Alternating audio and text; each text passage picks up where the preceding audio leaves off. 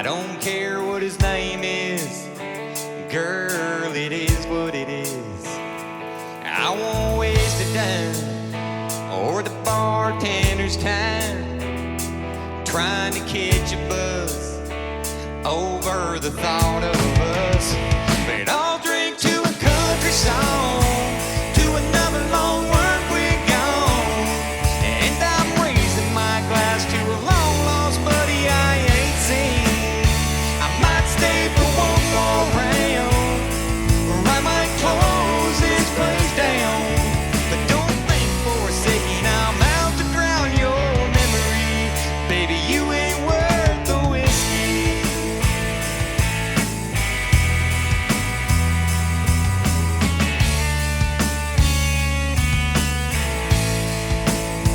It don't matter what your friends say, they never like me anyway. So if they see me drunk in this bar, it ain't over a broken heart. But I'll drink to a country song, to another long work week gone, and I'm raising my glass to a long lost buddy I ain't seen. I might stay for one more round, or I might close this place down. But don't think for a second I'm out to drown your memory. Baby, you ain't worth the whiskey.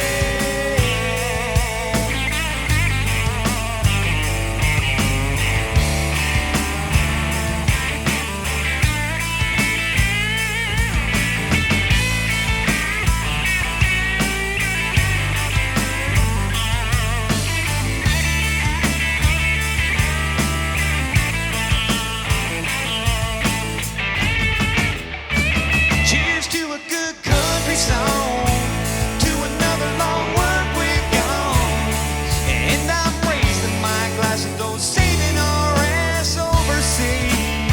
I might stay for one more round, or I might close this place down. But don't think for a second I'm out to drown your memory. No, don't think for a second I'm out to drown your memory. Baby, you ain't worth the whiskey. No.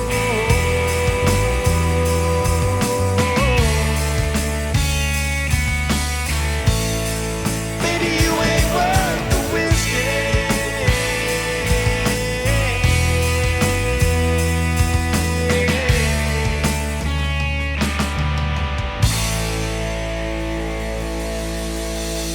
Thank you very much.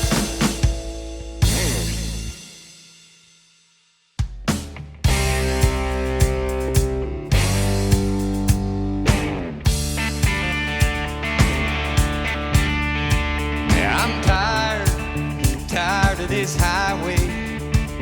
Gotta get back in my sweet baby's arms. I'm here right now, son, I can't wait. I'm trying to hold back, but it's getting hard. If I had one wish, I'd stop the hands of time, and I'd have been there yesterday. If I could run as fast as a runaway train, fly at the speed of sound like a supersonic plane, I'll put my foot through the floorboard of a Trans Am leaving Georgia in the dust. It won't be fast enough. I swear this road is getting longer. I'm a burning gas and wearing out my wheels. This old loneliness is a monster, and Lord, I hate the way it makes me feel. This urgency is killing me. Can't wait to be lying next to her. If I could run as fast as a runaway train, fly at the speed of sound like a supersonic plane, I'll put my foot through the floorboard of a Trans Am leaving Georgia in the dust. It won't be fast enough. Come on now, get your hands up. Well,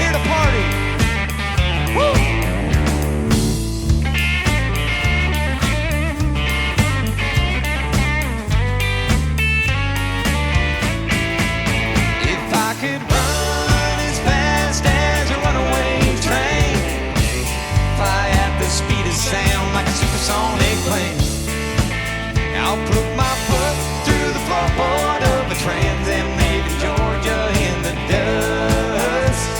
It won't be fast enough. It won't be fast enough. No, it won't be fast enough.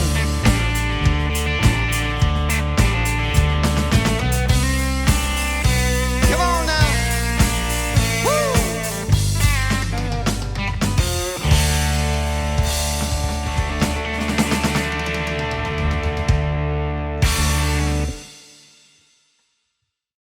Alrighty, we are here today with Rowdy McCarran. Welcome to Thank the you. Rock the House. Thank you. We have Bob Cumiskey, Jody Dawkins, and a return guest, Johnny Garcia. Can't get enough. Can't get enough of John. Man, you guys sounded great, man. I haven't seen you in town. How long you guys been at it here in Vegas? Well, I started a long time ago. Been playing all over the valley, all over the town. Got to meet some great people. In 2017, I called it quits for a little bit. Oh, wow. Take some time off and self-reflect. It was hard to do. It really was. But I needed to do it for myself. Uh-huh. I needed to get right with God and get right with myself. And then I got pulled back into music again. So something was pulling me. And then I reached out to guys that I played with for years and past, and decided to put something together that is going to be really, really special. Excellent. It always comes full circle, huh? It does. Back to the music. Once you're in, it really does. It has us, I think. Yeah, I think you lose focus on why you're really doing what you're doing. Mm-hmm.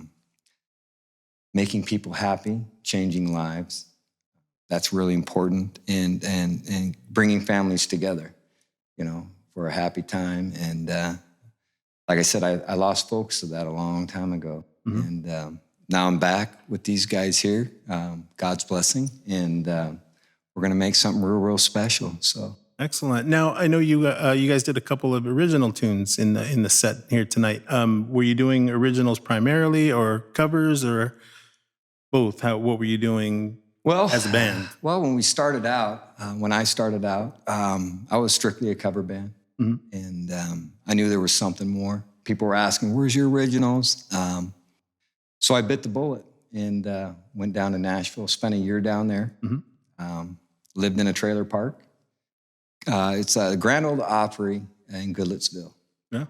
And spent a good year or more, 16 hours a day in the studio. I was very, very fortunate to come across a great producer in Fred Vale. Managed the Beach Boys from 1962 to 1974 at Treasure Isle Studios off of Azalea Place. Yeah.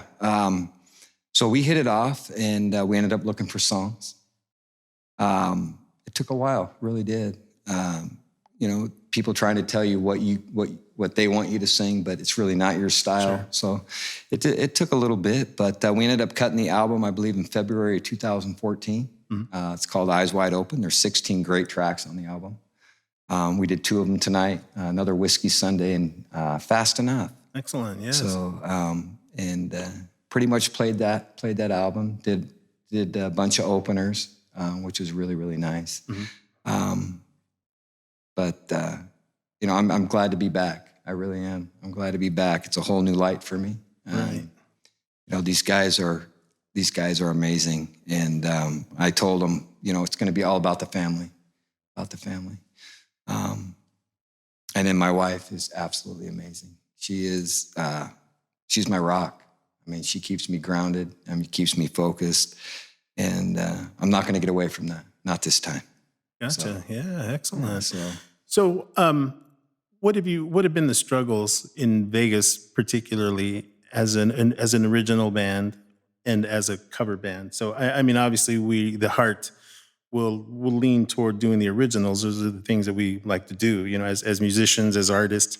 But as providers, we have to pay bills, and it is a fine line all the time. So what have been some of your personal experiences or struggles with that here in Vegas, particularly, as this town is primarily a cover band kind of thing. When I came here in '98, there was a pretty big original music scene. There were a lot of clubs and there were a lot of bands, and there were some bands that were about to break that you always heard about. But it was never a market that was sustained regularly, like the casinos. Now, granted, the casinos have transient traffic. There's always somebody in a casino, regardless of who is playing, and that is actually part of the detriment to the industry, be it music, because if there are bands or there are no bands, there are still people in the casinos, banging away. So, again, what are some of the challenges that you've had with that? I think the challenge after the album was done was trying to be two different bands. Mm-hmm. You're a cover band for one, and then, you're doing your entertainment for whatever venue you're playing at. Mm-hmm. And then you've got your inner pulling you to do your originals.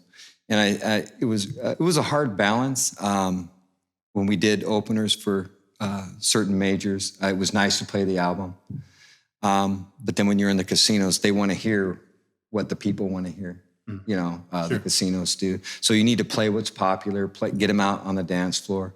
But I was always able to stick, one or two or three of my originals in my set. Uh-huh.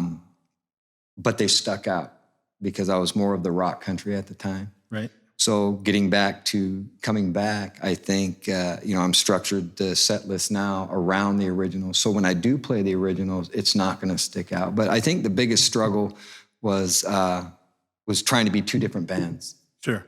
Trying to be two different bands because you're up there and, you're doing all these covers and you want to throw originals out there because they're screaming at you, hey, where's the originals? Where's the originals? Right, and you're kind of like locked down a little bit on that. But we managed to do it. And I think also the venues, the pay for the venues. Years ago when we were doing the heavy cover scene, we were paid really well at the time. And then people would come in and they would start undercutting bands. Other bands would come in because they want to work for $50 in a food tab. Sure. So I think the casinos doing that and other venues doing that, they took away from what music really is. Mm-hmm. A lot of the great bands, just dispersed because they weren't paying them enough. And then the inner struggle with yourself, trying to be pulled in two different directions. I think that was the hardest. Because your heart's in your originals, but you got to do the cover thing. Your bills are in the covers. Exactly, but that's where you get paid. I would say that would be it. Yeah. It's funny. I just had this discussion with another musician friend of mine here in town. He's been here a long time and a very accomplished musician, and he's struggling with the things, I guess, that the artists do. It's what would you do in this situation to make it more attractive? Not just to the guy that is there drinking, but maybe other musicians or maybe other entertainers, or how would you improve the situation? And I thought about that. I mean, 5 years ago, I could have whipped out an answer. It would have been wrong, but I would have whipped it out anyway. And I don't know. He really made me kind of think, about that, because we see that. All of us have seen it. You'll pass by some places and you'll see some really young, great-looking guys that are doing nothing, and you'll see some other cats that are bringing it, that have learned their instrument and they've learned how to work a crowd, and they've learned the art of music, and nobody cares. It doesn't seem like there's enough distinction, between selling drinks and the art form. And I understand as entertainers that is our job. We are supposed to entertain first, and we are glorified bartenders, to a certain degree with this thing. And I understand all of that. But I think that there is a balance that we are missing somewhere, that could satisfy all of those things. Music is very subjective.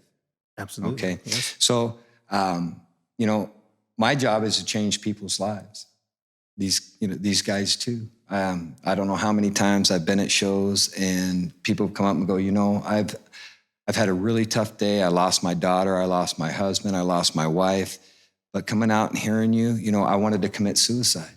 But knowing you're playing and that song you played just changed. It absolutely changed me. Wow. And I think that's where at least my heart is in the music and trying to change, make a difference. I think make a difference in somebody's life. That's our gift, right? I mean, Absolutely. We have the gift of playing music, and we have the gift of singing and entertaining, but also changing somebody's life. And that to me is invaluable. Yeah, and that is certainly a big thing, and that was a big inspiration for for my last project that we had. I mentioned this on another episode. We were talking about something similar, and the thing that inspired me to do that was watching the guys on stage with 1,000-yard stare. You know, they don't want to be there, or they're watching the clock because they can't wait to get out of there. And you know, I get it. You know, if you're burnt out or you've had enough, you know, and you still have to work. You know, I understand the guy at Walmart ain't there going, Right, exactly. you know, let me have this. You know, I love it. You know, I understand, but this is a different thing. You know, and it's something that should be played from the heart. You know, and I'll admit, you know, I was that guy. You know, I lost that a long time ago. You know, I'll say that for me personally, just because I got caught up in the business side of it. It became a job. It became a job. And for me, there were other people that were now counting on that. You know, with this last thing that we were doing, we had 30-something people, you know, that were on our payroll. And I noticed that the focus just kind of shifted. You know, it didn't necessarily change where I didn't care so much about the art form anymore, but now it became about providing for those people, you know, that were now working for us. And it just evolved into something different for me. So it's not so much about playing the music for me anymore. Now it's about creating those jobs for other people. And that's very satisfying, you know, or it became, you know, shockingly enough, you know, even to me, because in the beginning, when we were discussing and having this large ensemble, I was going, oh, you know, that's it's too many personalities.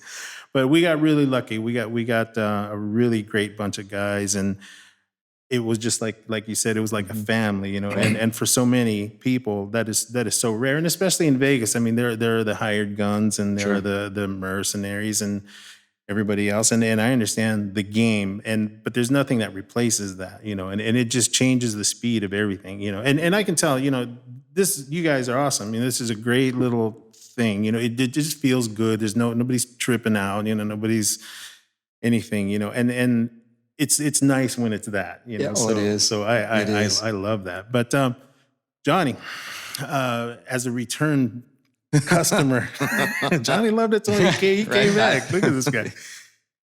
I know John at least 4 projects, you know, right out of the gate that you were doing. So that is the next struggle of the Vegas musicians, having to do so many different things to make the paychecks, you know. So now, how has that been for you? You know, I mean, would you prefer to just do one thing? I mean, it doesn't seem like there are enough jobs. I'd rather stick to one band.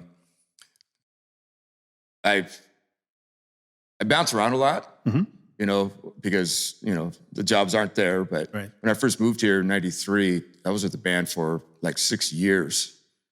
And after that, I was with another guy for like 3.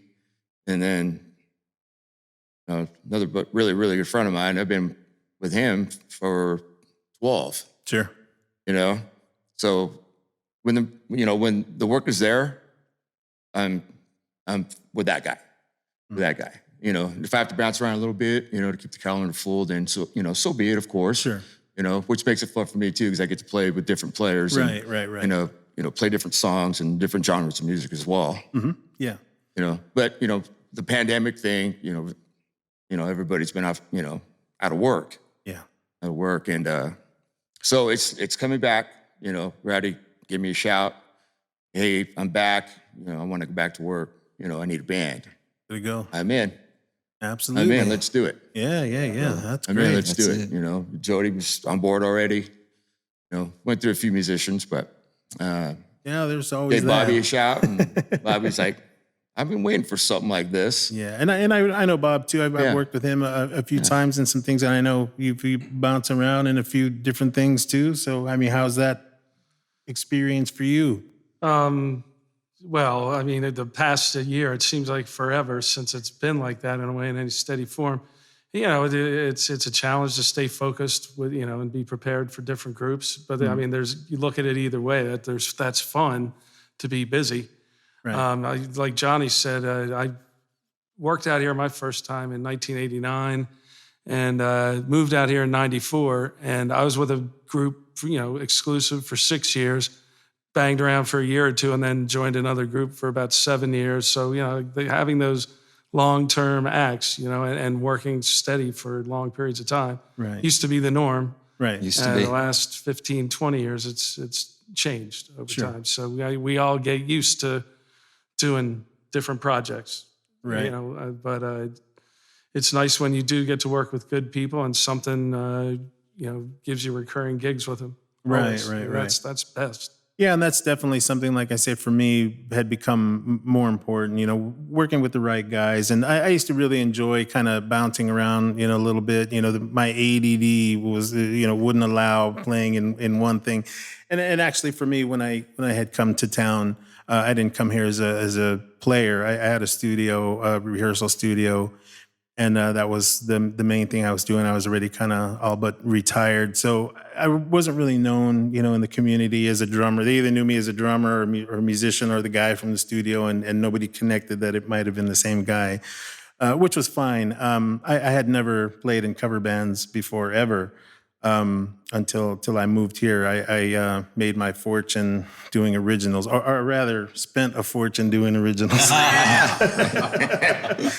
But by the time I got to Vegas, the whole thing was really new to me. So this thing about subs and about guys interchanging was really foreign. You know, I had never heard of such a thing. And when I got here in '98, it was really busy. There was a lot going on. So I used to know of guys that would sub like the first 15 minutes of a set. Oh, absolutely. You know, or 2 hours, or, you sub a set. or three songs, or something. I did some shows at Planet Hollywood, and sometimes they'd run over, and I'd have to start a different venue at 10. You know, so I'd have to get my pickup and call Scotty, you know, or text him and say, "Hey, man, I'm running a little late, man. Can you right. Can you push it back, you know, a few minutes?" You know, from doing shows, you know, that's where the chair comes in. You know, the first chair, second chair, third chair. You know, that's why you have those guys. You know, because if you have a different gig that you have to do, you know, that's why you have your subs, because they come in, they do an amazing job for you in the band as well, and they're trusted to handle the chair. Right. Yeah, no, I realized the necessary evil of that, but like I said, it was completely foreign to me. And I see that it's advantageous to everybody. You know, everybody gets to make a little bit of money. You know, the bands keep working, and all the chairs are filled. And ultimately, at the end of the day, unless it's just somebody that doesn't know the gig, no harm, no foul. You know, it just it goes off, and you keep going, and away you go. But Jody, I'm just meeting you tonight. Tell me a little bit about you, what you might have been doing in town, or how long you've been here, where are you from? I like to tell people that I'm the old new guy. The old new guy? I came here in 97. Okay, close. Where from? From Southern California. Okay, well, we got to talk. And and then moved away to Florida in 2004, and then came back in 2008, since I've been here since that time. 2008 was a rough year to come back. It was. It was a rough year. It was a good year for me because I was able to buy a house super cheap. It just happened to be that I played cards that were favorable to me in that respect. But you're right. 2008 was a terrible time for so many people. Kind of like what next year I anticipate will probably also be a terrible year for a lot of folks. They say no, but and my heart goes out for people who are facing those problems. It's terrible. Yeah. But I've had the luxury of not playing for a living. Always had other work to do, so I was able to be kind of choosy about what projects I got involved with. So that must be your car I see out there. You know. So I was super happy to be, able to be in a position where Rowdy gave me the call to be like, yeah, I'd love to come play. Right. And it is absolutely, that definitely feels like something special. I really appreciate the fact that there's just no big egos, and that we're all just, we're doing the thing that we all love, and where, that's where we feel at home is performing like that. Yeah, I think so absolutely. too. We're also really big into family. I'm really big. I mean, these guys are too, and we'll structure what we're doing around that, because our families, without our families, we wouldn't be able to do what we do. Exactly. Sure. The pandemic this last year, how did you guys fare through that, or was that your restructuring period? Did you guys work at all? Did you try to work? I felt bad for a lot of people. Sure. I mean, losing their jobs, and family struggles was, I think it was very tough. As far as the pandemic, I was at that point in time when everything happened, I was ready to come back. A lot of the guys that I reached out to were gone. A lot of them left. Johnny and Jody and Bob can attest to that. I mean, they, had to find work, go to Canada, Arizona, Colorado. And, basically I'm not coming back. I'm not going through this again. Right. And I think that would be the only thing as far as musically that affected me, was trying to come back again. Mm-hmm.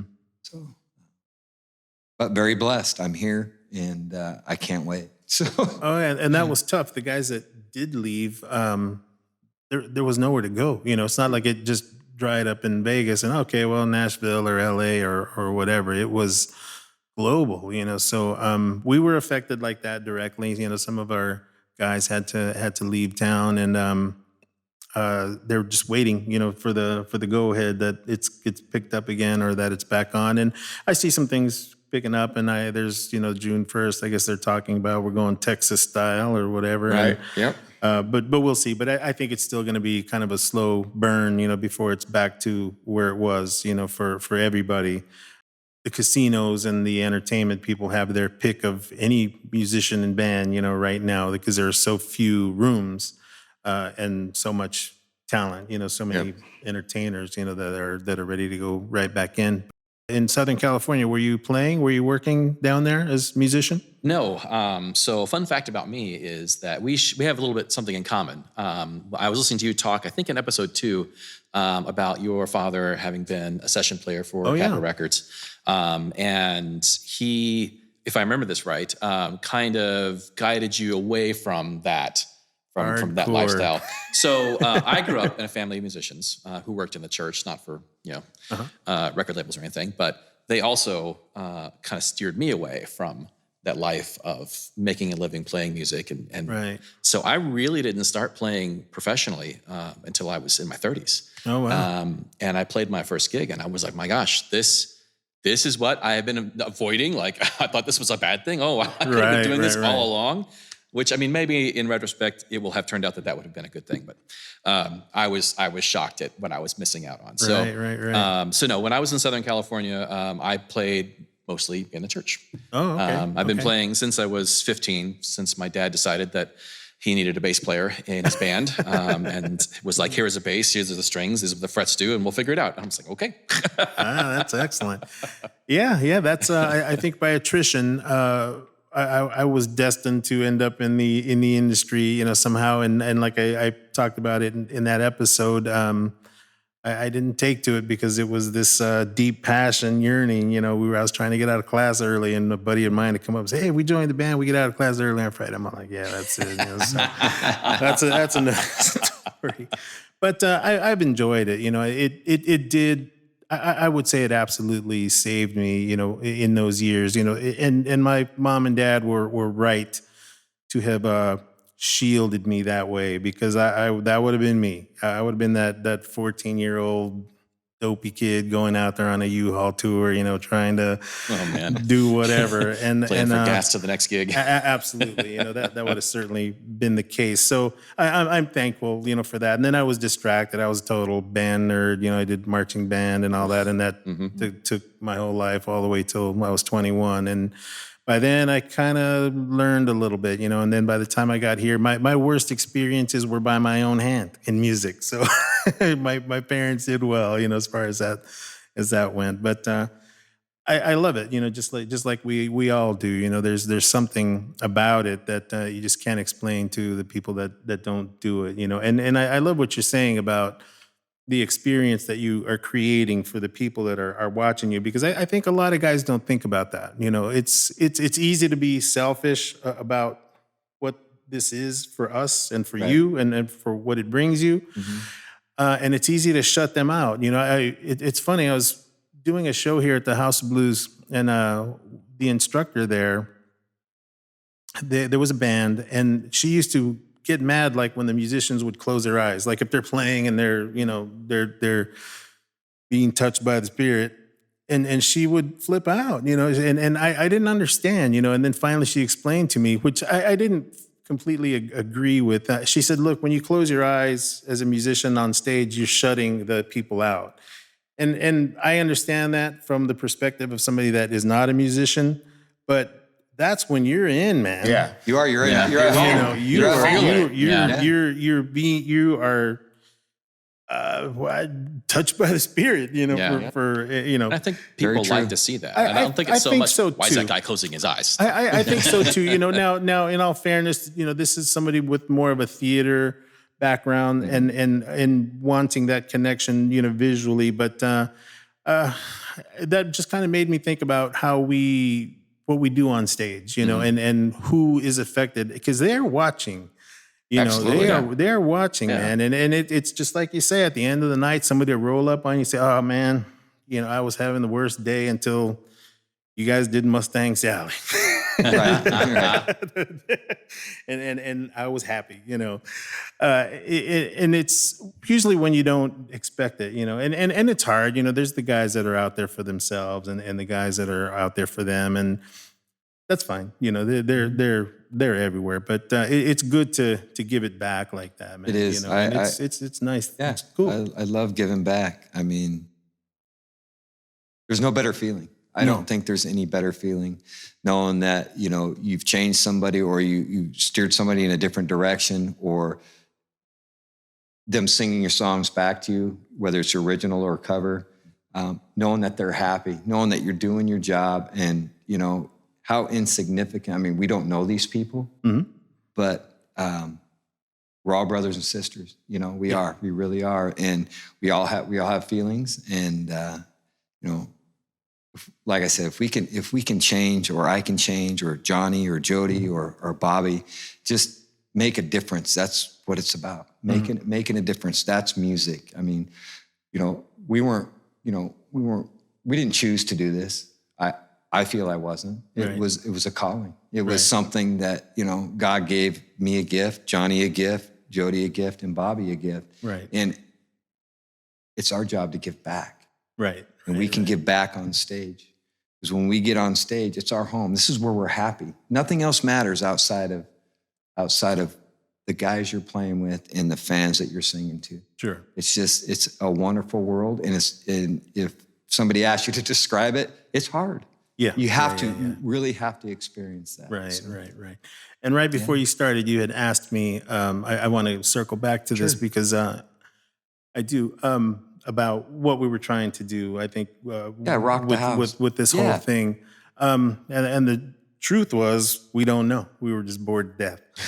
But I think as we've been going along here, and the feedback that I'm getting, the most positive is this part. You know, people are really enjoying feeling like they're sitting here with us, and they're just somehow connecting. You know, they like to, they feel like they're sitting at the table with us, and they're interested in what you guys have to say. You know, and again, that's why I say it's really hard, and we have to be careful what we do, you know, on the stage, because they're watching and they're listening. You know, and if you say the wrong things, you can set some people off, even unintentionally. But when you're doing the right things, like trying to connect through music, it's a great thing, And I'm going to say briefly, and we'll wrap it up here.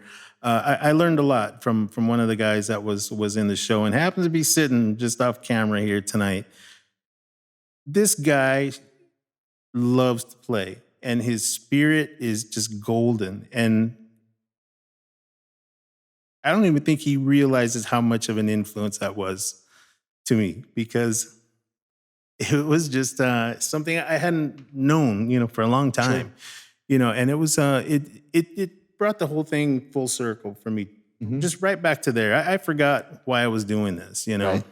and when it turned into that, it all changed, So this, I think, is to give something back. If there's anything to take away Absolutely. from it, I don't even know. Well, you give a voice. You're given a voice. Yeah, and I think people listening to what you guys have to say and what the people that have sat here have to say might hit home with somebody, So I think that's it. We didn't figure monetizing this or doing anything outside of, like I said in the last episode, we were going to set up 2 bongos in the corner and shoot something with a phone and be done with it. But we ended up making a bigger production, out of it. Anything worth doing is worth overdoing. Way overdoing. But I'm happy with that, and I think we're reaching a little bit broader audience, with that. And I'm happy with that, and it's been great. I've got to meet some new people. Every episode's been just about somebody new, and it's been a lot of fun for me too. So I'll take a little bit of that, selfishly, But other than that, man, I just want to say thank you guys for coming on. We'll for having us. wrap it up. Thanks. It was a great show. You guys sounded great, and it's gonna be a pleasure to put this one together. So Thank you, John. thank you very John, much, very man. much. We'll see you guys out there somewhere. Okay. God hope so bless you, soon. man. Alrighty. Thank you. Thank you. Looks like another whiskey Sunday coming my way. Like I'm sitting all alone in the pouring rain. Sunday used to be our day when we'd lie in bed and make love endlessly. But now you're gone and I'm here alone, holding on to all our laughs and our cries, all our tears and good times. All this pain that I feel tears me up down inside. I can't face one more day missing you this way, wishing you'd walk through that door. Looks like another whiskey Sunday coming my way. Like I'm sitting all alone in the pouring rain. I keep filling up my glass, 'cause it's the only thing that gets me past the thought that you ain't coming back. Sunday was the day you walked away, the day that I lost everything.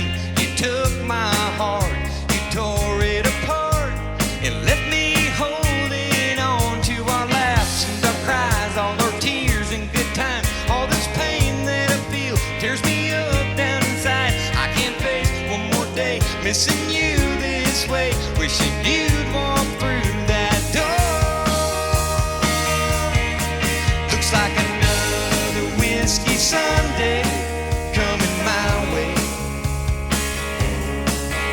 Like I'm sitting all alone in the pouring rain. I keep filling up my glass, 'cause it's the only thing that gets me past the thought that you ain't coming back. I'll pretend that I'm over you. I act the part all week through, but when I reach today, it's deja vu. Looks like another whiskey Sunday coming my way. I'm sitting all alone in the pouring rain. I keep filling up my glass, 'cause it's the only thing that gets me past the thought that you ain't coming back. Looks like another whiskey Sunday. Looks like another whiskey Sunday. Looks like another whiskey Sunday. Yeah. Looks like another whiskey Sunday.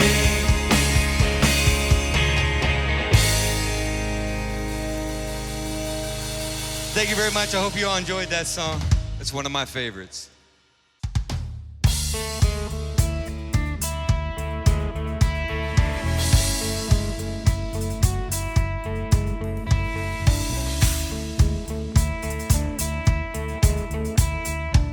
I rolled around long enough with my windows down. Let that breeze roll in, carry your perfume out. I took your number and messages off my phone. Oh, but you ain't gone. Wish I could close my eyes and not have to see you smiling. Yeah, yeah, can't get you out of my head. You're dancing all around it. Girl, you got me surrounded.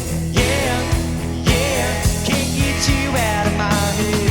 I got you on for these walls. I got you out of my bed. But girl, I'm no better off. Can't get you out of my head. Seems like your memory has got a map of my mind. No matter where I go, you'll find me every time, alone or in a crowd. I hear you whispering, baby, and it's driving me crazy. Wish I could close my eyes and not have to see you smiling. Yeah, yeah, can't get you out of my head. You're dancing all around it. Girl, you got me surrounded. Yeah, yeah, can't get you out of my head.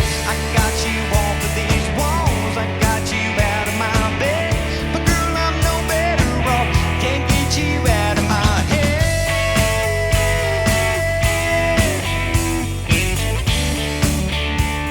Damn, you're hard to forget. Oh, yeah, I wish I could close my eyes and not have to see you smiling. Yeah, yeah, can't get you out of my head. You're dancing all around it. Girl, you got me surrounded. Yeah, yeah, can't get you out of my head. I got you on for these walls. I got you out of my bed. But girl, I'm no better off. Can't get you out of my head. You're nowhere close to being gone. Out of my head.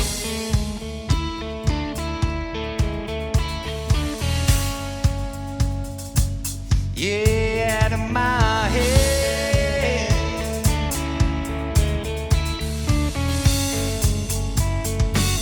No, you ain't gone.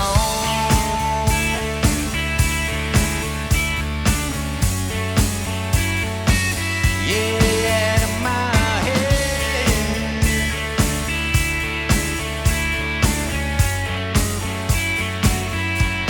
Out of my head.